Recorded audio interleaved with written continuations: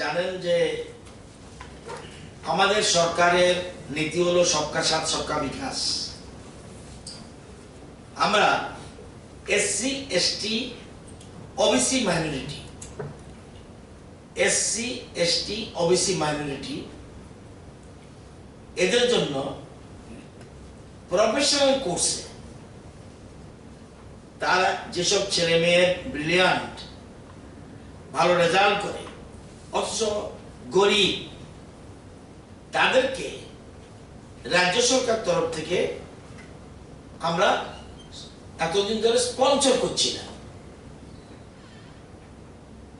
17-18-তে এই প্রফেশনাল কোর্সে আমরা আসার আগে স্পন্সর করা হয়েছিল এসসি 82 জনকে, এসটি 57 জনকে, ওবিসি 34 জনকে, মাইনরিটিস 231 জনকে, মোট 404 জনকে তৎকালীন সময়ে তৎকালীন গভর্নমেন্ট স্পন্সর করেছিল। আমরা এসে তাহলে মোট 404 জন, আমরা এসে এসসি ওয়েলফেয়ারে যেটা 82 করেছিল আমরা করে দিলাম, স্পন্সর করলাম 141। এসটি করেছিল 57 জনকে, আমরা করলাম 286। ওবিসি করেছিল 34 জনকে, আমরা করলাম 144।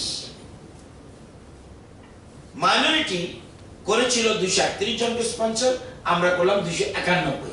Only professional course. এবার অর্থাৎ 18-19-এ আমরা স্পন্সর করলাম 862, যেটা আমাদের লাস্ট বছরে করেছিল 404, আমরা করলাম 862।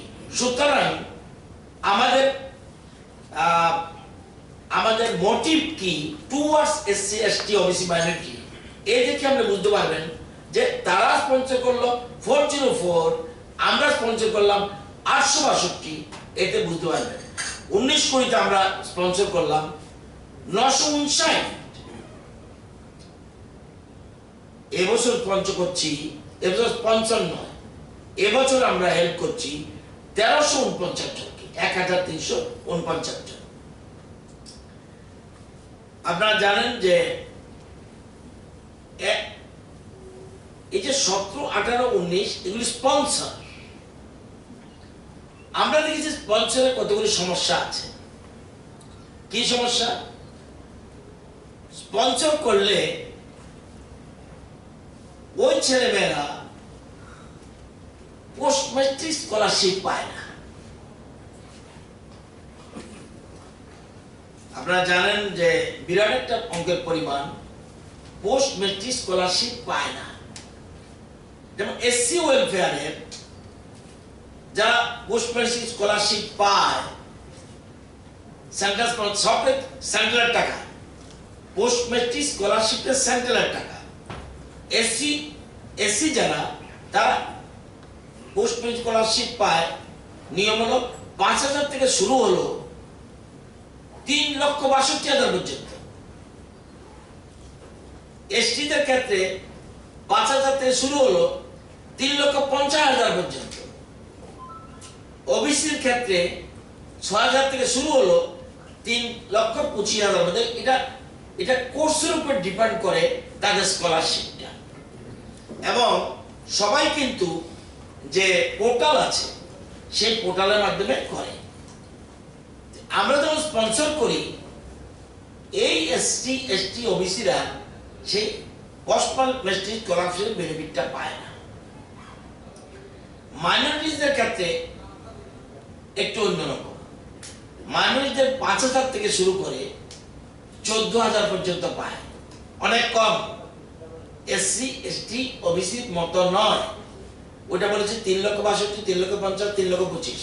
মাইনরিটিদের 5,000 থেকে 14,000। আবার আছে এক্সেপশনাল কেস, যদি এরকম 85টা ইনস্টিটিউশন আছে সারা ভারতবর্ষে মাইনরিটির জন্য, 85টা ইনস্টিটিউশন আছে, সেখানে যদি মাইনরিটিরা ভর্তি হয় সেখানে আবার অল ফ্রি আবার এটা না। এই জন্য আমরা এবছর নতুন সিস্টেমে স্পন্সর করছি। স্পন্সর না, আমরা ওয়ান টাইম হেল্প করছি। এবার আমরা 1359 জন, আমি SC ST OBC মাইনরিটি সবকে, আমরা সবাইকে 50,000 আমরা টোটাল হেল্প করছি, আর্থিক সাহায্য করে দিচ্ছি। আবার আগে বছর 50,000 তার অ্যাকাউন্টে ডাইরেক্ট চলে যাবে, তার অ্যাকাউন্টে ডাইরেক্ট আমরা দিয়ে দিচ্ছি। সে কোথায় ভর্তি হবে না হবে, it is not our look out. কারণ দেখা যায় অনেক সময় অনেক কলেজ আমাদের দৃষ্টিতে ভালো হলেও ওদের দৃষ্টিতে ভালো নাও হতে পারে। সেজন্য আমরা তাদেরকে আর্থিক সাহায্য করে দেবো ডাইরেক্ট। তাদের আমাদের স্কিম, একটা গভর্নমেন্ট স্কিম মুখ্যমন্ত্রীর নামে, যে এই জন্য আমরা এটাকে 50,000 টাকা এবং পরের বছর আবার 50,000, 1 লাখ টাকা আমরা তাদেরকে হেল্প করব। এবং এটা ওয়ান টাইম হেল্প, 50,000।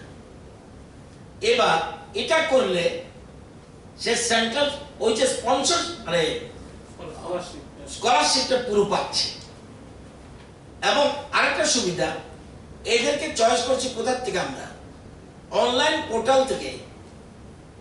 আমরা বলতে পারি যে কেউ যদি ভর্তি না হয়, এটা আমরা নিচ্ছি সেন্ট্রাল পোর্টাল থেকে নিচ্ছি। এই কারণে ওরা 3-4 রকমের ইনকোয়ারি করে।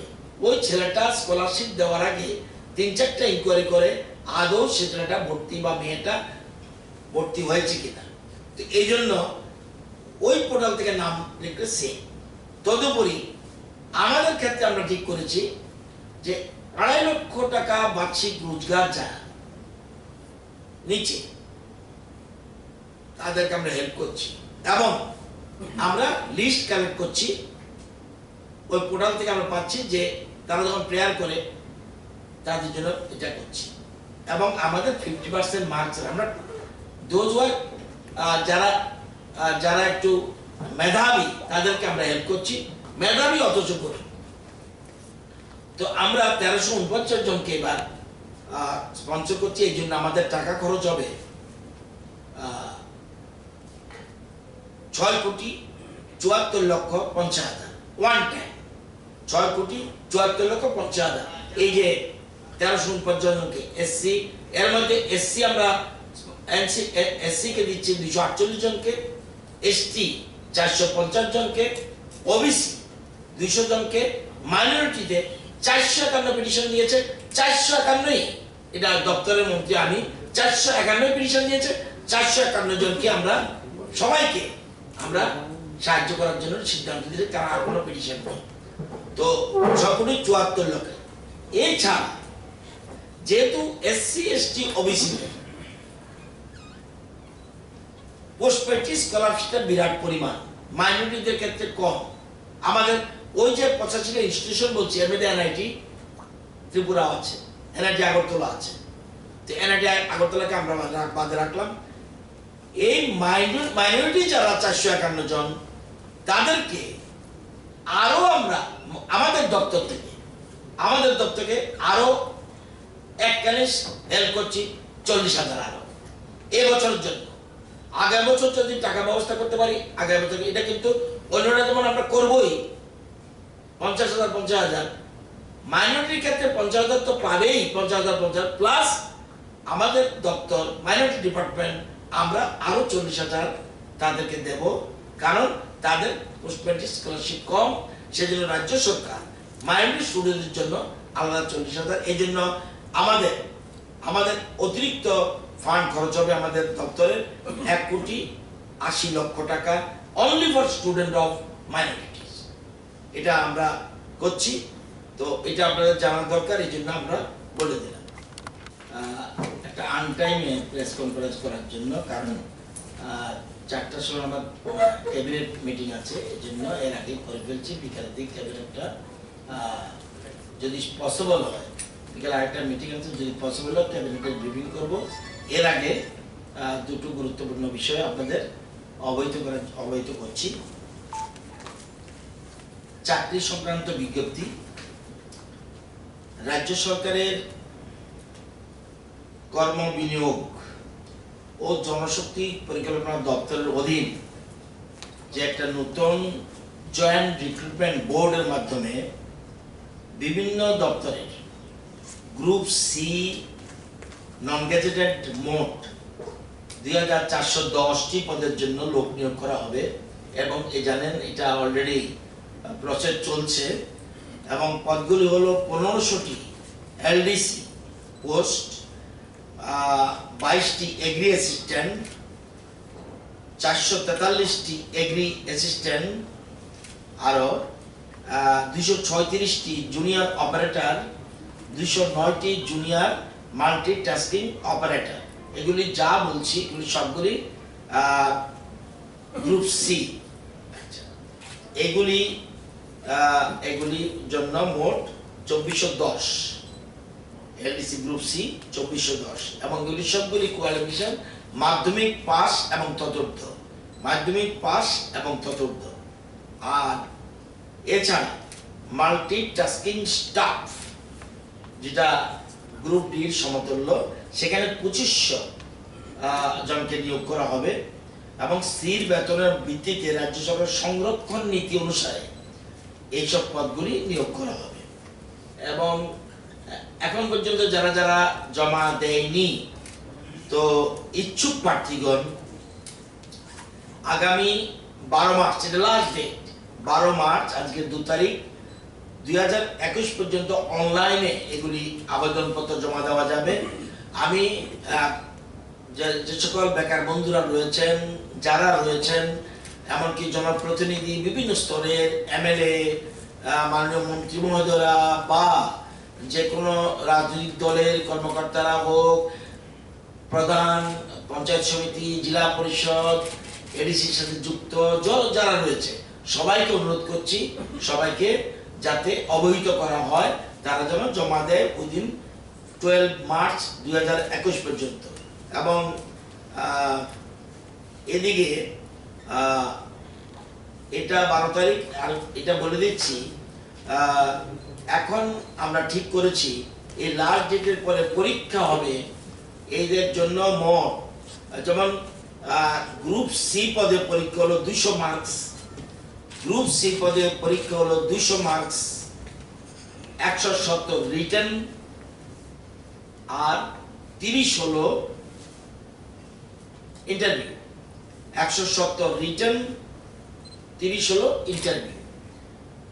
আর 24 আরেকটা হলো গ্রুপ ডি, সেটা 100 মার্কস, রিটেন পরীক্ষা 85 এবং ইন্টারভিউ 15 এলো পরীক্ষা। এবং আমরা চেষ্টা করছি যতটুকু সম্ভব প্রত্যেক জেলায়, এমনকি প্রত্যেক ব্লকেও যাতে পরীক্ষা সেন্টার করা যায়, প্রত্যেক ব্লকেও যেন পরীক্ষা সেন্টার করা যায়, সেরকম ভাবে আমরা ব্যবস্থা নিচ্ছি। আমাদের অনুমান 300 মতো সেন্টার হবে এবং 24 তারিখ হবে গ্রুপ ডির জন্য পরীক্ষা রিটেন এবং 25 এপ্রিল হবে গ্রুপ সির জন্য পরীক্ষা। এবং সবগুলি প্রশ্ন হবে, অল রিটেন এক্সাম হবে MCQ, multiple choice question, objective test, প্রশ্ন থাকবে, উত্তর থাকবে, একদম অল এমসিকিউ সিস্টেম। এবং সবার সুবিধার জন্য সবার জন্য একই নিয়ম, multiple choice question, objective test. আর গ্রুপ সির জন্য 30, 200 মার্কস এবং আর গ্রুপ ডির জন্য 15 মার্কস ইন্টারভিউ, এগুলি। এবং আমরা আজকে পর্যন্ত যে এখন পর্যন্ত যে 2 তারিখ গ্রুপ সির জন্য জমা পড়েছে 89,833 জন অ্যাপ্লাই করেছে, আর গ্রুপ ডির জন্য অ্যাপ্লাই করেছে 45,190 জন। 1,35,023 জন আবেদন করেছে। এর মধ্যে অ্যাডক প্রায় 7,600 মতো রয়েছে, অ্যাডক যারা এর মধ্যে, কারণ ওদের একটা আমাদের এই সিস্টেমের মধ্যে একটা প্রভিশন রেখে দিয়েছে যে যেহেতু যারা 10,323 তাদের মধ্যে তারা যারা পরীক্ষা বসতে পারে অবারিজের কারণে, তো সেই জন্য এই প্রভিশন রাখা হয়েছে এদের, আমরা সেই জন্য এই সংখ্যাটা বলতে পারি, নতুবা বলার কোনো স্কোপ ছিল না। তো এটা জানানো উচিত, এই জন্য এটা আমরা জানালাম। আবারও বলবো, যেমন সবাই জানো, যারা যারা ইন্টারেস্টেড যাতে আর দেরি না করে কোনো মতেই এই যে টাইম যেটা বলা হয়েছে লাস্ট ডেট, এটা কোনো মতেই এক্সটেন্ড করা হবে না, কারণ ইজ দ্য লাস্ট চান্স। এবং পরীক্ষার তারিখ 24 এপ্রিল এবং 25 এপ্রিল অনেক কষ্টে খুঁজে স্কুলগুলি খালি পাওয়া যাচ্ছে, একমাত্র এই টাইমটি। আর কোনো আমাদের এর মধ্যে আমরা জানেন আমাদের মাধ্যমিক পরীক্ষার আগেই আমাদের স্কুলের পরীক্ষা চলবে, এই সময় অনেক কষ্টে ফাঁক করে আমরা এই একটা টাইম পেয়েছি, সেই জন্য এটার জন্য ডেট ঘোষণা করে দিলাম। প্রফেশনাল কোর্স অনলি 73টা প্রফেশনাল কোর্স আছে। প্রফেশনাল কোর্স বিভিন্ন রকম প্রফেশনাল কোর্স আছে, bachelor of technology, bachelor of science, bachelor of MBA, diploma, এরকম বিভিন্ন রকম আছে। 73টা পোস্ট আছে, ওদের জন্য আমরা দিচ্ছি, অন্য ডিপার্টমেন্ট অন্য ক্ষেত্রে নয়। লাস্ট যেহেতু আমার টাইম শেষ হয়ে যাচ্ছে, একটা আপনাদের ইনফরমেশন দিয়ে দিচ্ছি। আপনারা জানেন কোভিড ভ্যাকসিনের ক্ষেত্রে এর রাজ্যে শুরু হয়েছিল 16 জানুয়ারি 2021 হেলথ কেয়ার ওয়ার্কারদের জন্য। এটা total health care coverage first dose enrolment হয়েছিল, টার্গেট ছিল 47,897,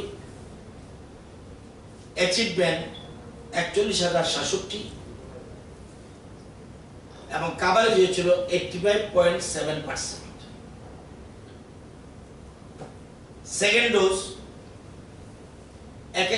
এখন যেটা বলছি কালকে আবার চেঞ্জ হয়ে যাবে, কারণ যার ডেট পড়বে, সেজন্য এখন পর্যন্ত যে টার্গেট সেকেন্ড ডোজের ওই ফিগারটা ঠিকই থাকবে, 41,067 এটা টার্গেট।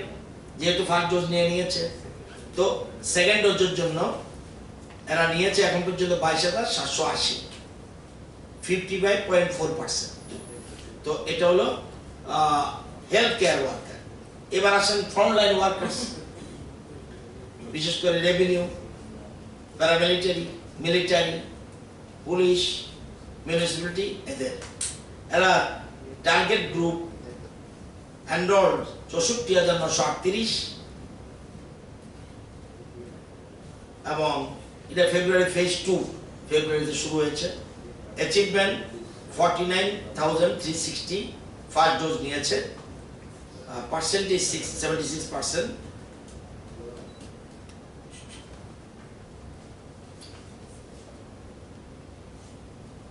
গতকাল থেকে শুরু হয়েছে ফেজ 3, 1 মার্চ থেকে জেনারেল শুরু হয়েছে।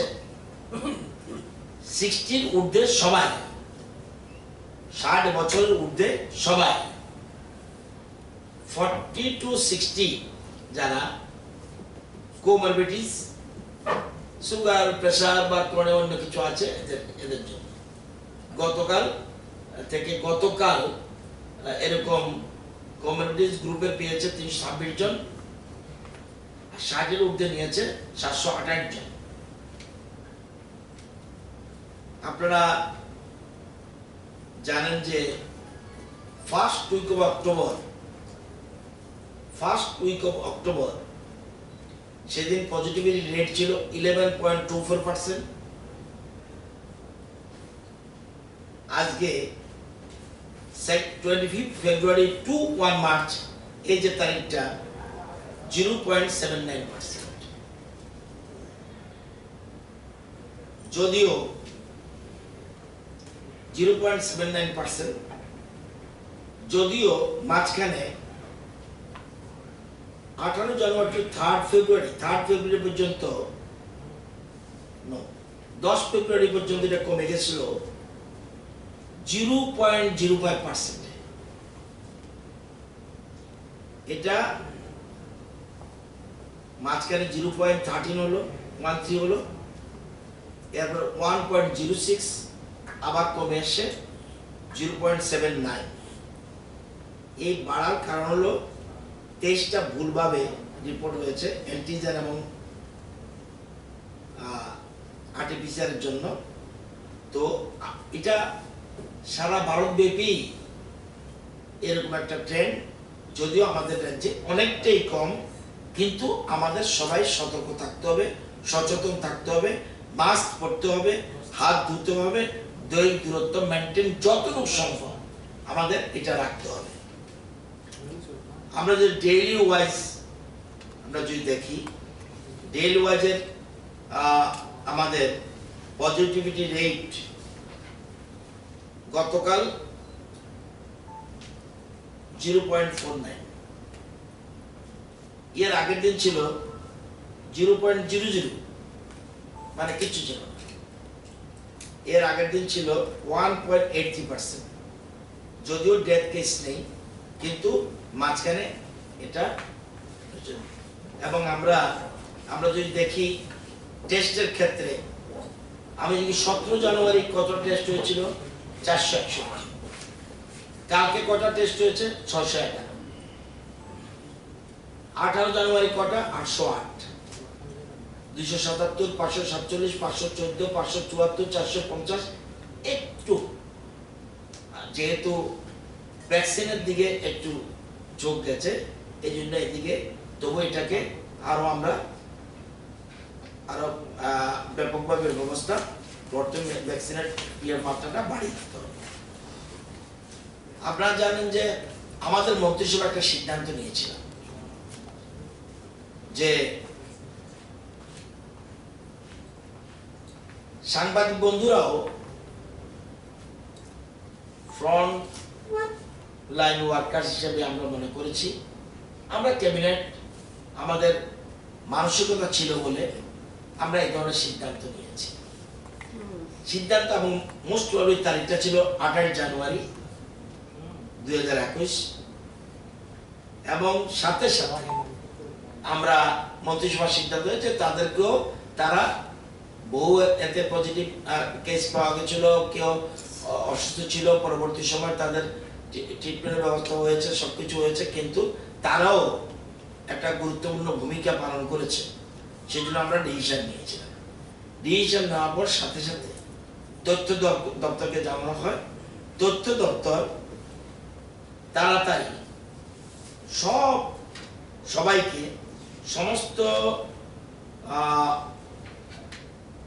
সমস্ত মিডিয়ার অফিসগুলিতে এরকম ভাবে এডিটর, পাবলিক নিউজ এডিটর, এরকম ভাবে চিঠি দেওয়া আছে, request for sending the names of media persons who are willing to avail COVID-19 vaccination for uploading their names in the Co-Win portal. এরকম দেওয়া হয়েছিল এবং সবাইকে বলা হয়েছে যে in this context names and other required details of mention in attached annexure may be sent after duly filled up to the News Bureau's section director of ICSA 2 p.m. of 30th January 2021. এর মধ্যে সমস্ত এরকম যেমন বলা হয়েছে, আবার সমস্ত ডিস্ট্রিক্টেও ICS দপ্তর জানিয়ে দিয়েছে। পরবর্তী সময় বিভিন্ন মিডিয়া হাউস থেকে কিছু নাম আসে ওই তারিখের মধ্যে। এই লিস্ট আছে, মোট 169 জনের নাম লিস্ট আছে, 169। আমি সবটা দেখতে পারিনি, কিন্তু অনেকখানি দেখেছি। প্রায় সমস্ত চ্যানেল এবং মিডিয়া চ্যানেল এবং মানে বিভিন্ন সংবাদ মাধ্যম সবাই নাম সব পত্রিকার সাথে বা সংবাদ মাধ্যমে যুক্ত আছে, আমার নাম আছে। তো এরপরে এই লিস্ট পাঠানোর পর ওয়েবসাইটে যেটা দেয়, পোর্টালে নাম ঢোকে না, কারণ সেন্ট্রাল গভর্নমেন্ট সাংবাদিকদের জন্য এই পোর্টালের কোনো বিধান রাখেনি। সাথে সাথে mission director national health mission government of Tripura সেখানে একটা ভিডিও কনফারেন্সের মাধ্যমে যে রাজ্য মন্ত্রিসভা এই ধরনের সিদ্ধান্ত নিয়েছে, সুতরাং ইমিডিয়েট আমাদের জানাও যে এদেরকে আমরা কিভাবে হেল্প করতে পারি। তো এটা ভিডিও কনফারেন্সের মধ্যে আলোচনা হয়েছে, এরা রেজাল্টের অপেক্ষায় রয়েছে। এদিকে নতুন যখন আরম্ভ হয়ে গেছে কালকে থেকে, এই যে 169 জন, এখানে অনেকের নাম আছে, কক ত্রিপুরা বলুন, স্বদেশী নিউজ বলুন, প্রতিবাদী কলম বলুন, ত্রিপুরা খবর বলুন, দৈনিক সংবাদ বলুন, সান্দন বলুন, লাইভ 24, নিউজ 18, সব যত দৈনিক সংবাদ, আজকের ফুরিয়াদ, সৃষ্টি ত্রিপুরা, ত্রিপুরা দর্পণ, চিনিকক, দিল্লি দেশের কথা, কেউ বাদ নেই। এখানে আছে অনেকের 169 জন। আমি এখানে চেক করে দেখেছি যে 45 জন আছে, 64 জন আছে যে অটোমেটিক্যালি তারা লিস্ট মধ্যে পড়ে গেছে, আর প্রত্যেকের ফোন নম্বর আছে। তো কালকে যখন আপনার সাংবাদিক সম্মেলনের প্রশ্নটা করেছিলেন, অ্যাকর্ডিংলি আমি বিভিন্ন যে সংশ্লিষ্ট ডিপার্টমেন্টগুলির সাথে কথা বলি, এই জন্য আমি এই তালিকা পেয়েছি। এবং আমরা আজকের মন্ত্রিসভা কথাটা উঠবে, এবং স্বাস্থ্য দপ্তরের সচিব যিনি উনি বলেছেন কোনো প্রবলেম নাই স্যার, এই যে নম্বর আছে এই নম্বর অনুযায়ী আমরা ফোন করে, আমরা জানেন আগরতলা শহরে সেক্রেটারিয়েটে একটা সেন্টার আছে, আর ওইদিকে বীর বিক্রম লাইব্রেরিতে একটা সেন্টার আছে, এবং আইজিএম একটা সেন্টার আছে। তো আমরা একটু পরে আমি আলাপ করব যে আগরতলার ক্ষেত্রে সেক্রেটারিয়েট একটু দূর হতে পারে, বীর বিক্রম লাইব্রেরি যদি হয়ে যায় তাদের জন্য সুবিধা হবে। তো ফোন করে করে যাতে অ্যাবাভ 45 এগুলি যেন কাভার হয়ে যেতে পারে। তারপরে ইন্টারমিডিয়েট আশা করি 2-1 দিনের মধ্যে ওই গ্রিন সিগন্যালও এসে গেলে বাকিটা কাভার হয়ে যাবে। এই